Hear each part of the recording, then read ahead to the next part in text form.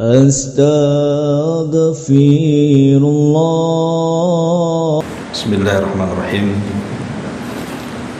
Assalamualaikum warahmatullahi wabarakatuh.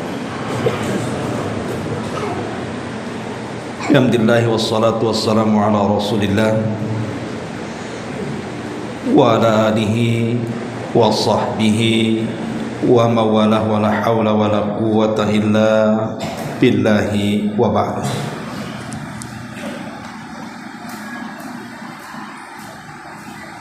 Alhamdulillah, di malam hari ini kita bisa melanjutkan kajian Kitab Tauhid dan kita masuk pada bab As-sabru ala aqdarillahi azza wa jalla. Sabar menghadapi takdir-takdir Allah subhanahu wa ta'ala. Allah subhanahu wa ta'ala berfirman,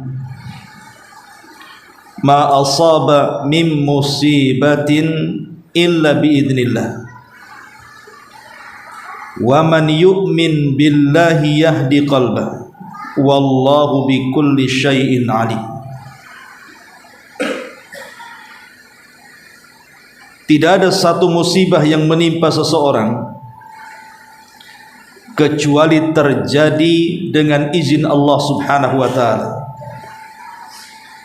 Dan barang siapa yang beriman kepada Allah, niscaya dia akan memberikan petunjuk kepada hatinya. Dan Allah maha mengetahui segala sesuatu. At-Taghabun ayat 11.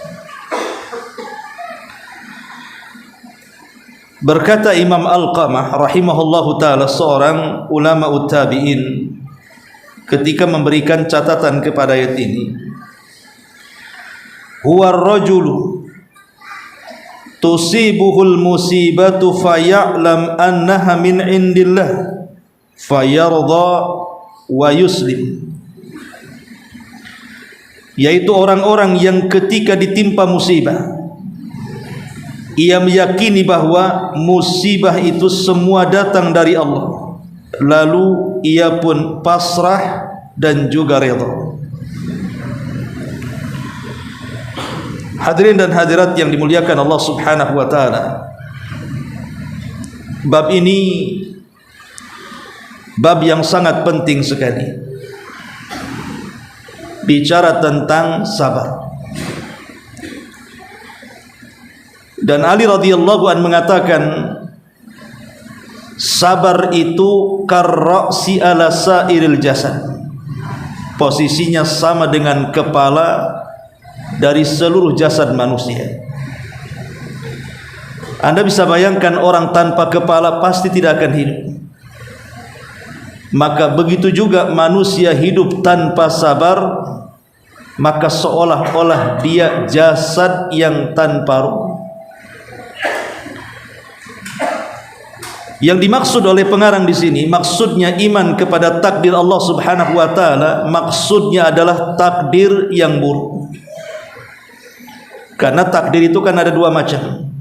Ada takdir yang baik, ada takdir yang buruk. Khairuhu wa syarruh. Tapi yang dimaksud pengarang di sini adalah beriman dengan atau bersabar kepada Allah subhanahu wa ta'ala dengan takdir dari takdir-takdir yang buruk. Karena umumnya kalau takdir baik manusia bisa sabar, tetapi banyak orang yang tidak sabar ketika ditakdirkan oleh Allah subhanahu wa ta'ala dengan takdir yang buruk. Dan kalimat sabar itu sendiri diambil dari kata al-habsu, menahan. Menahan akan tiga perkara. Pertama, menahan hati untuk senantiasa redha. Yang kedua, menahan lisan untuk senantiasa mengucapkan kalimat-kalimat baik. Dan yang ketiga, menahan badan untuk tidak melakukan kemaksiatan kepada Allah azza wa jalla. Itulah sabar. Jadi sabar itu menahan untuk redha. Kalau ada musibah, hatinya redha dengan musibah itu. itu sudah jadi ketentuan Allah Subhanahu wa taala. Kemudian setelah hatinya redha, kemudian berusaha lisannya pun tidak tasakhut, tidak mengucapkan kalimat-kalimat yang menunjukkan ketidakredhaan dia, dan berusaha untuk mengucapkan kalimat-kalimat yang baik. Kemudian badannya juga sama. Jangan sampai musibah yang buruk yang menimpanya menjadikan badannya bermaksiat kepada Allah Subhanahu wa taala. Itulah makna sabar. Ma'asyiral muslimin yang dimuliakan Allah Subhanahu wa taala. Di sini Allah Subhanahu wa taala mengatakan ma asaba min musibatin illa biidznillah. Tidak ada satupun musibah yang menimpa seseorang kecuali musibah itu turun karena izin Allah Subhanahu wa taala. Karena musibah itu adalah izin dari Allah Subhanahu wa taala, maka yakinlah seberat apapun musibah pasti kita bisa menghadapinya. Seberat apapun musibah yang menimpa kita, yakin kita bisa menghadapinya. Kenapa? Karena Allah tidak mungkin menimpakan sebuah musibah di luar kadar kemampuan manusia. Pasti bisa kita menghadapinya. Buktinya mungkin di antara kita semuanya, saya, antum, atau para ummahat di belakang, saya kira dalam kehidupan kita ini pernah kita mengalami sebuah kesulitan, yang saat kesulitan itu menimpa kita rasanya bumi ini dikiamatkan, seolah-olah kita tidak bisa keluar dari musibah itu. Tapi dengan berjalannya waktu, musibah itu entah hilang kemana, sudah tidak dipikirkan lagi, bahkan kita sudah bisa tersenyum. Itu menunjukkan Allah tidak menimpakan musibah kecuali berdasarkan kemampuan hambanya. Sebab kalau seandainya Allah menimpakan musibah di luar kemampuan hambanya, sudah banyak orang yang gila, sudah banyak orang yang mati bunuh diri. Tapi nyatanya tidak. Hanya segelintir orang yang lemah imannya yang melakukan seperti itu. Karena kita tahu bahwa musibah itu oleh Allah Subhanahu wa taala diturunkan berdasarkan kadar iman seseorang. Kalau imannya kuat, musibahnya kuat. Kalau imannya lemah, maka musibahnya pun lemah. Ma'asyiral muslimin yang dimuliakan Allah Subhanahu wa taala, bicara tentang sabar, sebagaimana yang ma'ruf para ulama sudah membaginya, sabar itu terbagi menjadi 3. As-sabru 'ala ta'ah, sabar di saat kita menjalankan perintah. Yang kedua, as-sabru 'alal ma'siyah, sabar dikala kita menjauhi maksiat. Kemudian yang ketiga, as-sabru 'alal aqdar, atau as-sabru biqada'i wal qadar, sabar ketika menghadapi ketentuan-ketentuan dan takdir-takdir Allah Subhanahu wa taala. Sabar ketika melaksanakan sabar ketika melaksanakan ketaatan. Ini penting, karena kalau orang tidak sabar, maka dia tidak mungkin melakukan ketaatan. Antum kalau tidak sabar, tidak mungkin hadir di majelis ini. Begitu juga sabar ketika meninggalkan kemaksiatan. Ada orang yang berzina, sabar untuk tidak berzina. Ada orang yang minum khamar, kita sabar untuk tidak ikut minum khamar. Ada orang yang bergibah, sabar kita untuk tidak ikut gibah. Lah, dua sabar ini memang perlu mujahadah, perlu istiqamah.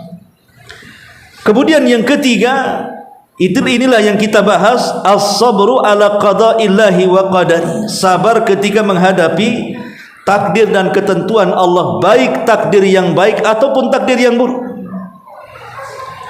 Ma'asyiral muslimin yang dimuliakan Allah Azza wa Jalla, perhatikan perkataan Alqamah di sini ketika memberikan catatan kepada surah At-Taghabun ayat 11. Apa kata Alqamah?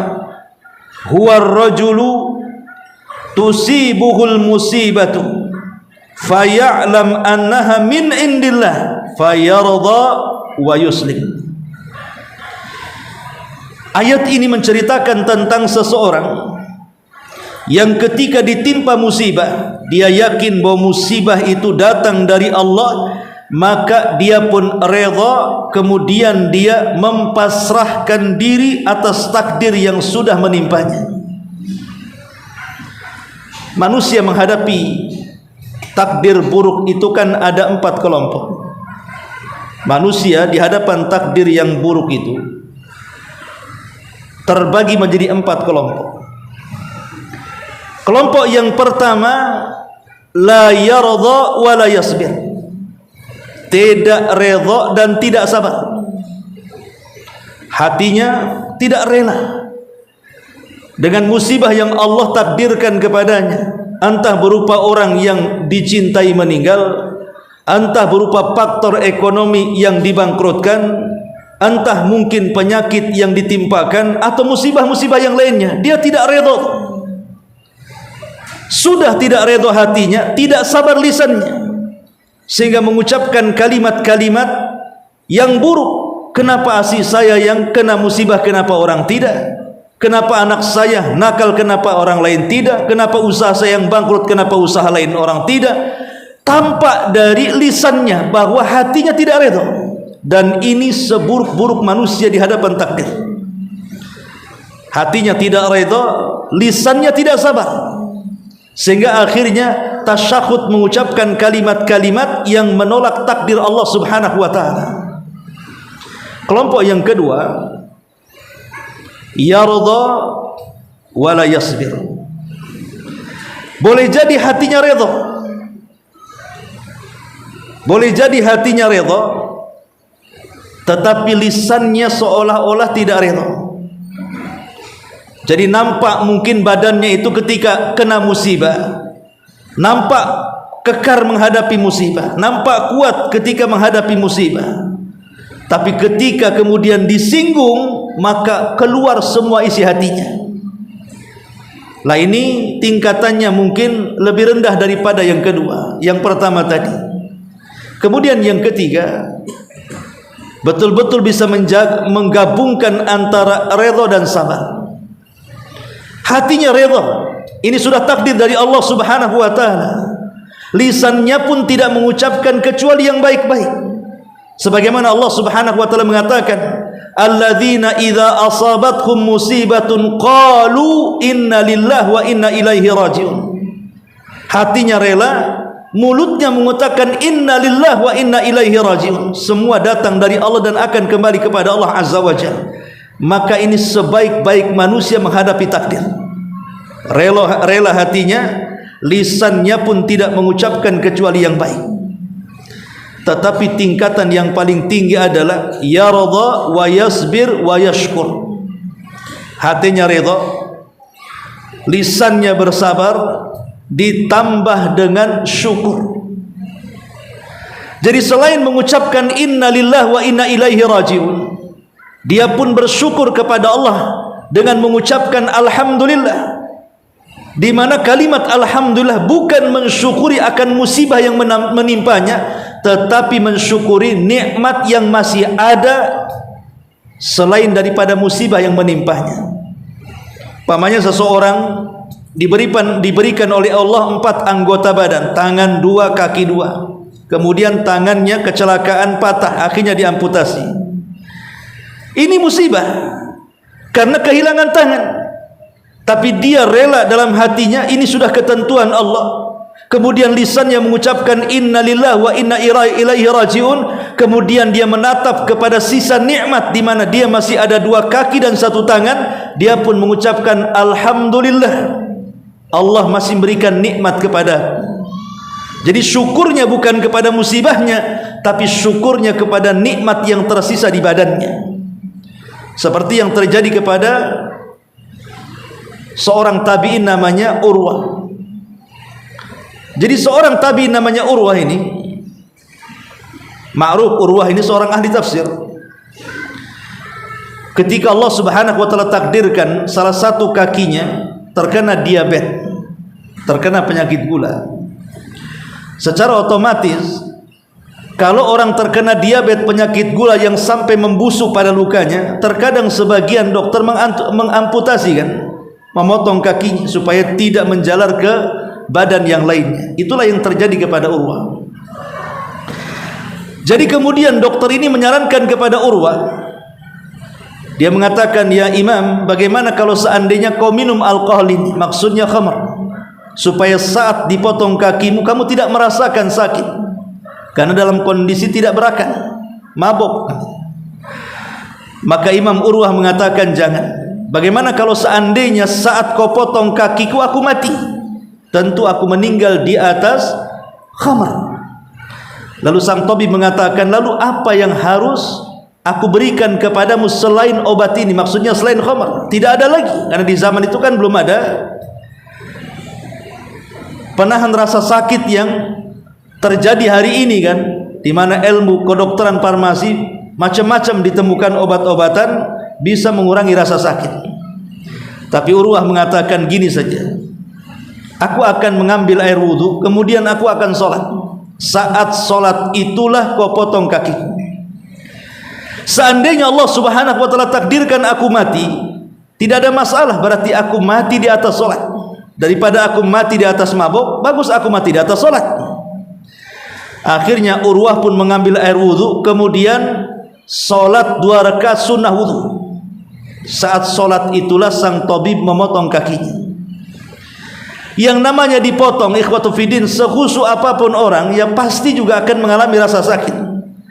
Akhirnya karena pendarahan yang banyak keluar, dia pun pingsan di tengah-tengah sholatnya.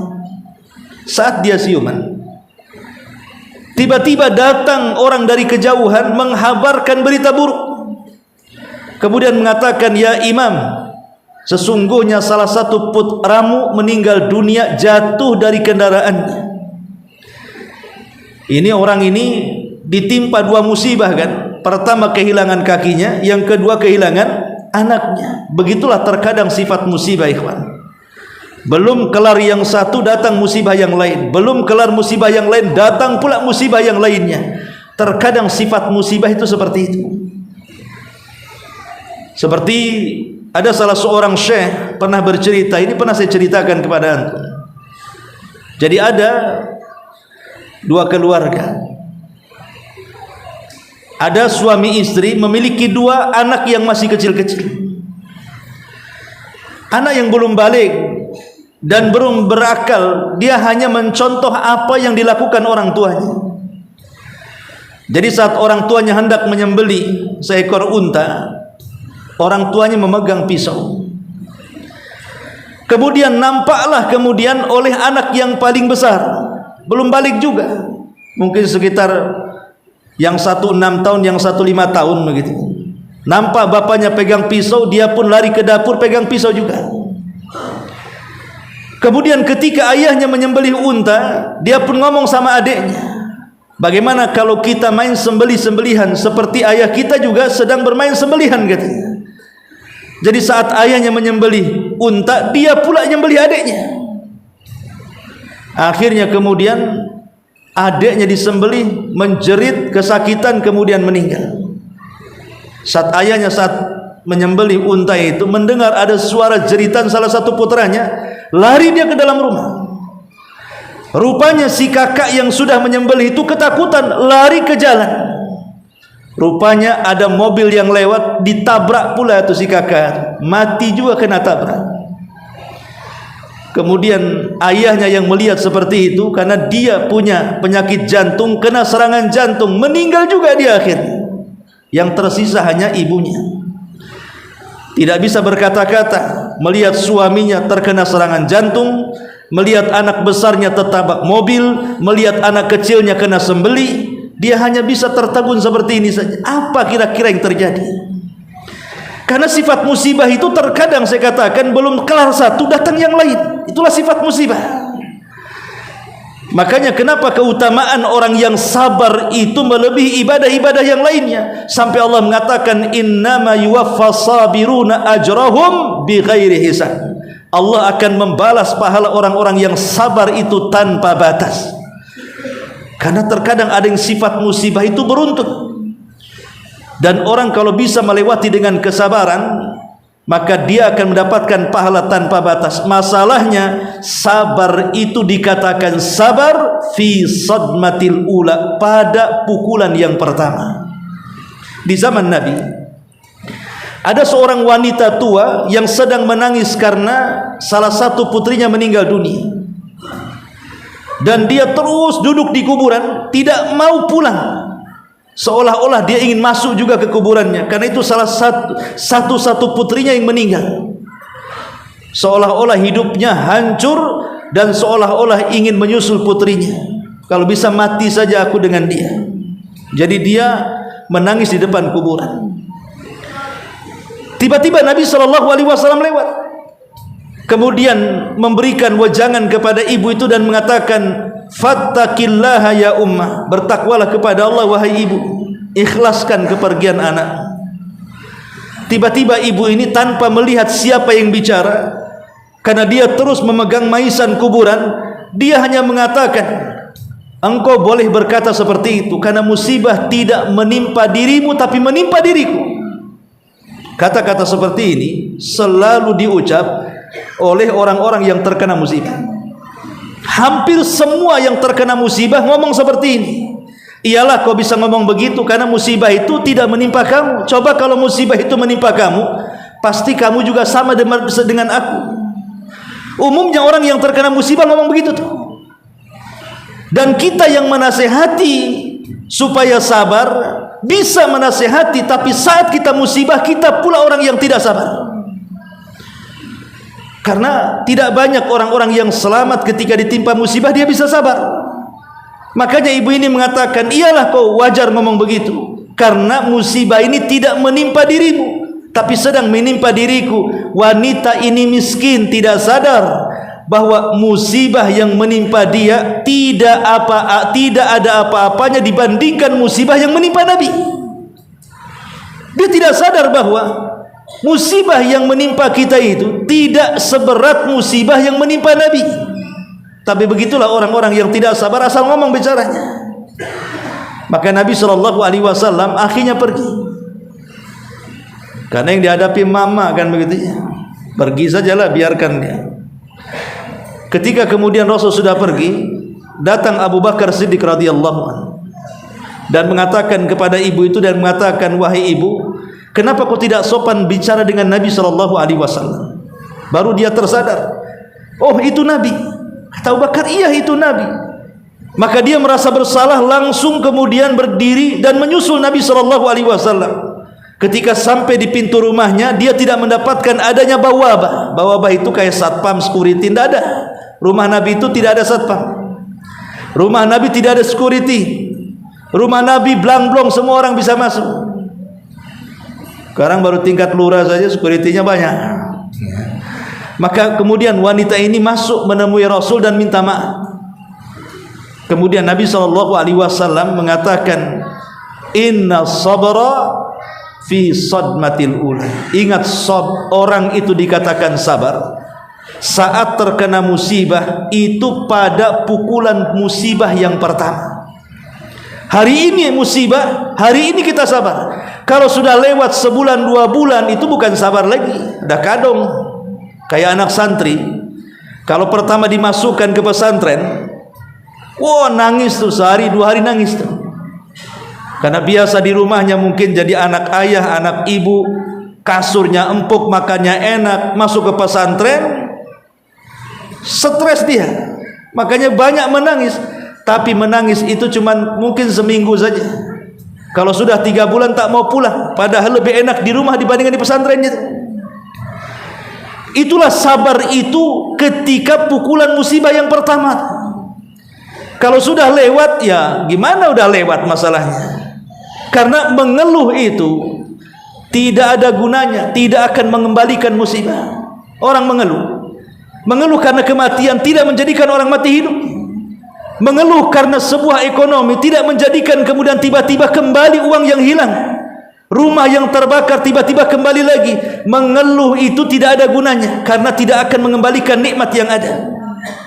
Maka yang terpenting adalah jangan mengeluh, tetapi kembalikan musibah itu kepada Allah Subhanahu wa taala, man taraka syai'an lillahi awadallahu khairan min. Siapa yang meninggalkan sesuatu karena Allah, maka Allah akan ganti sesuatu itu dengan yang jauh lebih baik. Kalau kita ikhlas dengan apa yang Allah ambil, mungkin rumah kita kebakaran sengaja Allah ambil, mungkin kendaraan kita ketabrak akhirnya rusak, mungkin Allah sedang ambil, mungkin salah satu putra kita meninggal, mungkin Allah sedang mengambilnya. Kalau kita ikhlas karena meninggalkan sesuatu karena Allah subhanahu wa ta'ala, Allah akan ganti itu dengan keikhlasannya. Boleh jadi gantinya jauh lebih baik dibandingkan barang yang dulu dimiliki. Ma'asyiral muslimin yang dimuliakan Allah subhanahu wa ta'ala, lah orang yang seperti ini bisa menghadapi musibah dengan kesabaran. Allah katakan, wa man yu'min billahi yahdi qalbah. Siapa yang beriman kepada Allah, beriman dengan takdir bahwa ini semua datang dari Allah, semua musibah itu tidak terjadi kecuali karena izin Allah, yahdi qalbah, maka dia akan diberikan hidayah hatinya. Maknanya akan diberikan ketenangan. Orang sabar itu pasti diberikan ketenangan. Wallahu bikulli syai'in alim, dan Allah Maha mengetahui atas segala sesuatu. Allah tahu sebelum kita terkena musibah, Allah tahu,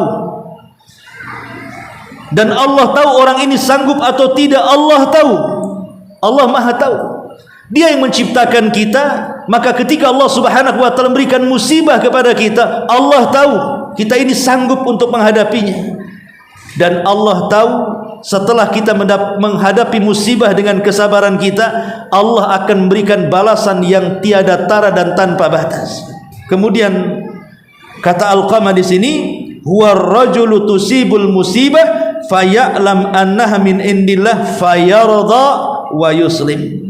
Orang yang ketika ditimpa musibah, ia meyakini bahwa itu semua datang dari Allah, maka dia pun redha dan senantiasa pasrah akan takdir Allah subhanahu wa ta'ala. Kemudian pengarang juga menyebutkan beberapa dalil. Diriwayatkan dalam Sahih Muslim dari Abu Hurairah radhiyallahu anhu, Rasul bersabda, "Ithnani fin nasi huma bihim kufrun, at-ta'nu fin nasabi wan niyahatu 'alal mayyit." Ada dua perkara yang masih dilakukan oleh manusia, yang kedua-duanya merupakan bentuk kekufuran. Pertama, mencela keturunan, dan yang kedua, meratapi orang yang sudah mati. Syahidnya di sini apa? Meratapi orang yang sudah mati itu kekufuran, karena menunjukkan ketidaksabaran. Sehingga lisannya kemudian meratap dengan mengatakan, kalau engkau pergi, siapa yang akan kasih makan kami? Kalau engkau pergi, siapa yang akan membiayai pendidikan anak kami? Dan begitu seterusnya. Kenapa engkau pergi? Pokoknya niyah. Terkadang niyah itu dalam bentuk lisan, terkadang dalam bentuk perbuatan. Mungkin merobek-robek pakaian, mencukur-cukur rambut, memukul-mukul pipi dan paha, berguling-guling, dan begitu seterusnya. Maka itu bentuk ketidaksabaran, dan ini bagian daripada kekufuran. Kemudian Imam Bukhari dan Muslim meriwayatkan dari secara marfu dari hadis Ibnu Mas'ud, Nabi SAW mengatakan, laisa minna man darabal hudud wa syaqqal juyub wa da'a bida' wal jahiliyah. Tidak termasuk golongan kami, kata Rasul. Dan kalimat laisa minna tidak termasuk golongan kami menunjukkan bahwa dosa ini dosa besar. Kalau ada kalimat pada hadis bukan termasuk golongan kami, bukan termasuk umat kami, berarti kalimat setelahnya menjelaskan kabairudz dzunub, dosa-dosa besar. Apa dosa besarnya?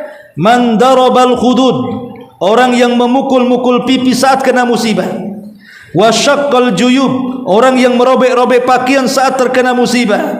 Wa da'a bida' wal jahiliyah, dan berteriak-teriak dengan seruan-seruan orang-orang jahiliyah. Kita lihat orang-orang Syiah apabila datang bulan Muharram, tepat pada tanggal 10 atau disebut dengan Yaum Asyura, ada tradisi mereka itu memegang besi, kemudian senjata, dan memukul-mukul di badan dan kepala mereka sampai mengeluarkan darah. Bahkan anak bayi diketuk kepalanya pun sampai dikeluarkan darahnya. Alasan mereka satu, karena mereka sedang berkabung karena kematian Husain ibnu Ali ibn Abi Thalib di Karbala. Bahwa apa yang terjadi kepada Husain itu lebih berat dibandingkan apa yang mereka lakukan. Bagaimana tidak, Husain dipenggal kepalanya, kemudian kepalanya dijadikan tempat mainan bola.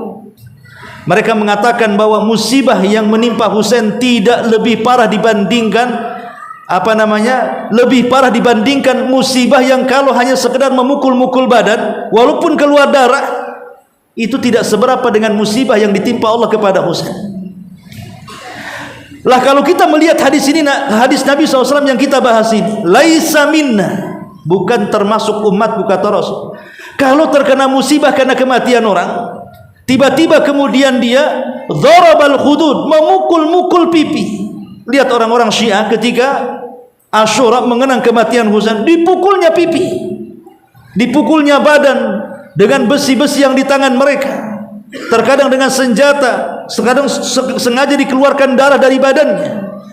Ini jahiliyah, ya. Wasyaqqal juyub, merobek-robek pakaian. Kemudian wada'a bidakwal jahiliyah, berteriak-teriak seperti orang jahiliyah. 3 sifat ini ada pada orang-orang Syiah saat perayaan Karbala di tanggal 10 Asyura. Menyelisih hadis Nabi SAW. Harus mereka bersabar, harusnya mereka berdoa kepada Allah Subhanahu wa taala seperti yang Rasul ajarkan kepada Ummu Salamah radhiyallahu anha.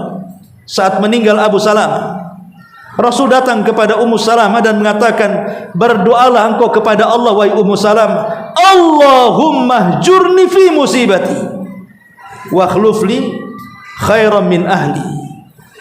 Ya Allah, balaslah dengan balasan yang baik akan musibah yang menimpaku, dan gantikan dengan gantikan yang jauh lebih baik dari musibah yang sedang kuhadapi.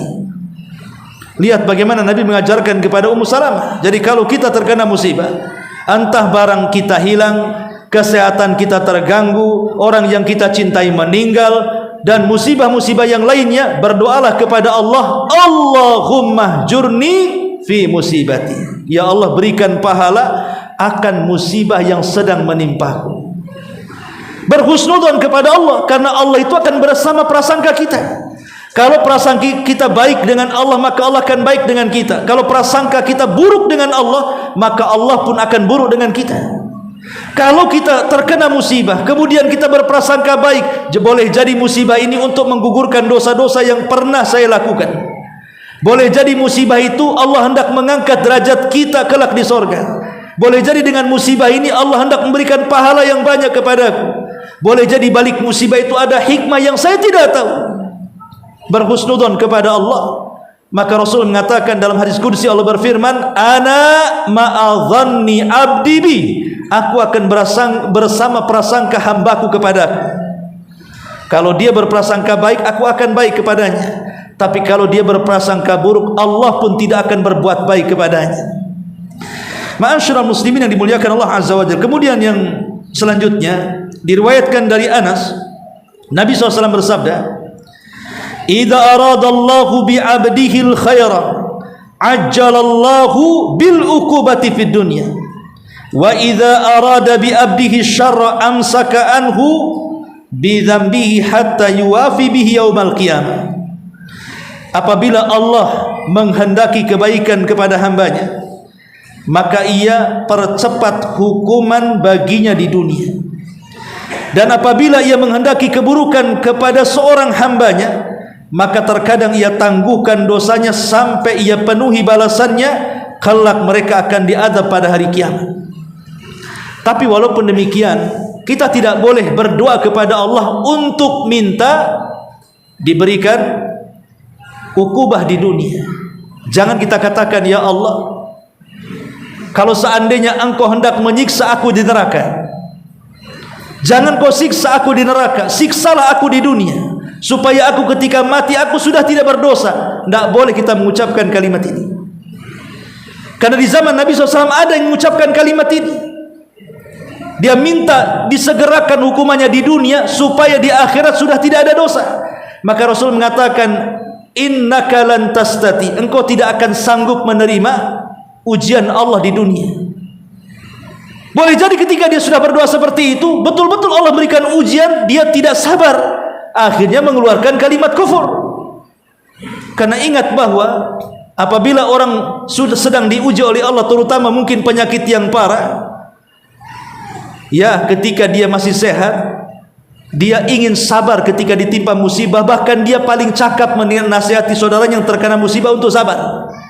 Ketika musibah giliran terkena dia, belum tentu dia bisa bersabar. Karena orang yang saat detik-detik sakaratul maut, di tengah-tengah sakit yang menimpa dan deritanya, itu pasukan setan yang datang jauh lebih banyak dibandingkan para malaikat. Karena setan atau iblis dan bala tentaranya hanya punya satu kesempatan kepada dia, jangan sampai dia mati husnul khatimah. Maka dibuatnya dia putus asa dari rahmat Allah Subhanahu wa taala supaya dia mati suul khatimah. Makanya Rasul mengatakan, innaka lan tastati, engkau tidak akan sanggup menerima ujian dari Allah di dunia. Tetapi kata Rasul, walakin qul, tapi katakanlah, Rabbana atina fid dunya hasanah wa fil akhirati hasanah wa qina adzabannar. Ya Allah, berikan kepadaku dunia yang baik, ya Allah berikan kepadaku akhirat yang baik, ya Allah berikan kepadaku agar aku diselamatkan dari azab neraka.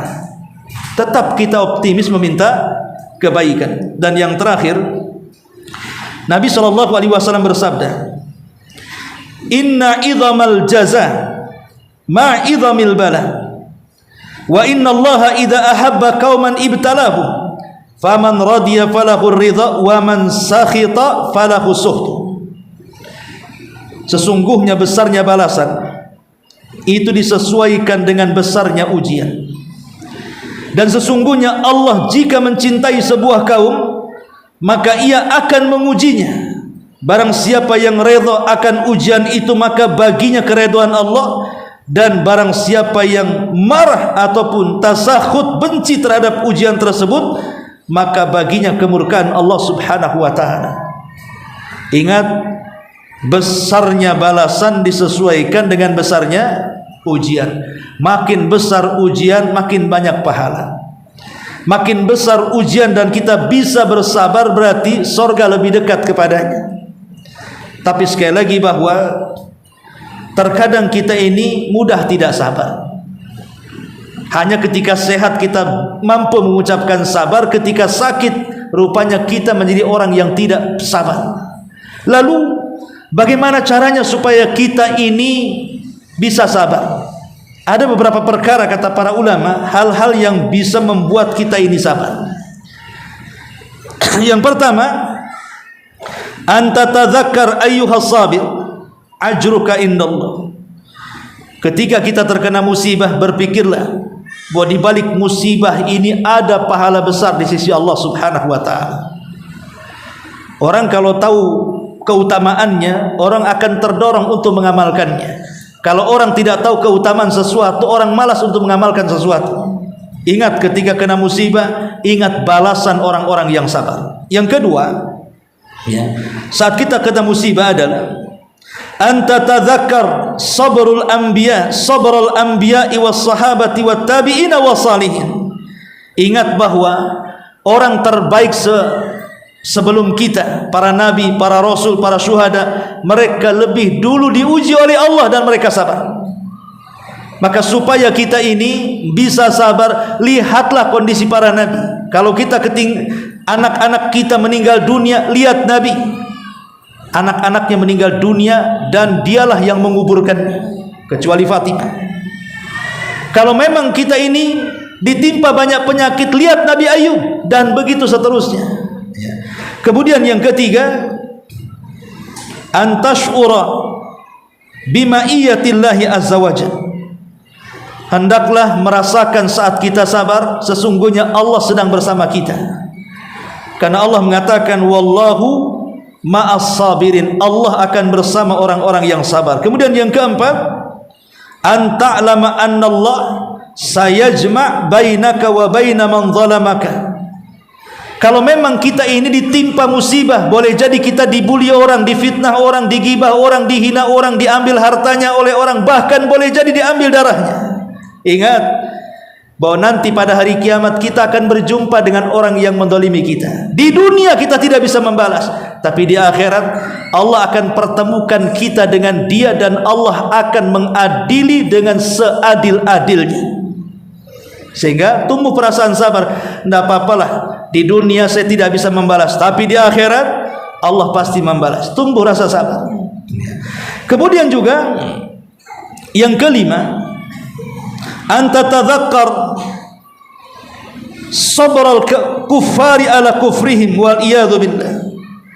Hendaklah melihat bagaimana orang kafir bisa sabar dengan kekafirannya. Masa kita tidak sabar dengan keimanannya? Orang kafir bisa sabar dengan kekafirannya, sampai mati mereka di atas kekafiran. Mereka bisa sabar. Kenapa kita dengan keimanan yang kita raih kita tidak sabar? Lihat orang kafir bisa sabar dengan kekafiran, masa kita harus tidak sabar? Ini juga salah satu bentuk supaya kita bisa sabar. Kemudian yang keenam, anta'lam annal faraj qaribun. Ingat, kalau kita ditimpa musibah, ketahuilah bahwa kebahagiaan telah dekat menyapa kita. Inna ma'al usri yusra. Inna ma'al usri yusra. Setiap kesulitan itu akan datang kemudahan. Kemudian yang nomor 7, anta'lama anna kulla bani adam mubtala. Ingat bahwa setiap anak Adam tidak lepas dari musibah. Tidak ada manusia hidup pasti kena musibah. Tidak para nabi, tidak para sahabat, tidak orang-orang saleh. Semua manusia pasti akan terkena musibah, karena kita berada di alam musibah. Kalau kita tidak mau kena musibah, ya masuk surga saja. Tapi masuk surga itu bukan jalan yang mudah, harus melewati rintangan musibah-musibah dunia. Kemudian yang nomor 8, an yakuna laka atau an yudzakiruka billah wa yukhaffif ankal alamak fa innal mar'a bi ikhwani. Hendaklah mengingatkan dirimu dengan Allah. Saat kena musibah, ingat Allah. Banyak-banyak berzikir kepada Allah supaya Allah bisa meringankan penyakitmu, musibahmu. Minta kepada Allah, berdoa kepada Allah agar diangkat musibah ini. Karena Allah yang menurunkan musibah, Allah juga yang mengangkat musibah. Jangan mengadu kepada selain Allah. Orang kena musibah ngadu ke Facebook. Facebook orang kafir yang buat. Orang kena musibah datangi orang mengeluh depan orang. Makhluk itu tidak akan bisa menyingkap musibah. Maka mintalah kepada zat yang menurunkan musibah agar musibah kita diangkat. Kemudian yang nomor 9, antardha bima qasamallahu lah. Tanamkan perasaan ridha dengan pembagian yang Allah sudah bagi-bagi kepada makhluknya. Terkadang Allah memberikan rizki yang baik, terkadang Allah memberikan rizki yang tidak baik. Semua datang dari Allah pembagian ini, dan Allah tahu maslahat. Kenapa Allah bagi-bagi manusia hidup seperti ini? Karena dalamnya ada hikmah Rabbani.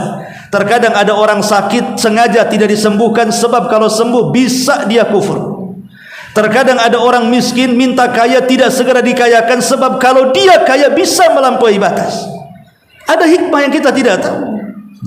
Makanya kita redha dengan pemberian Allah Subhanahu wa taala. Dan yang terakhir, yang ke-10, di antaranya tudzakir al-maut wastish'aru haqarati hadhihi dunya allati la tusawi indallahi janaha ba'udha.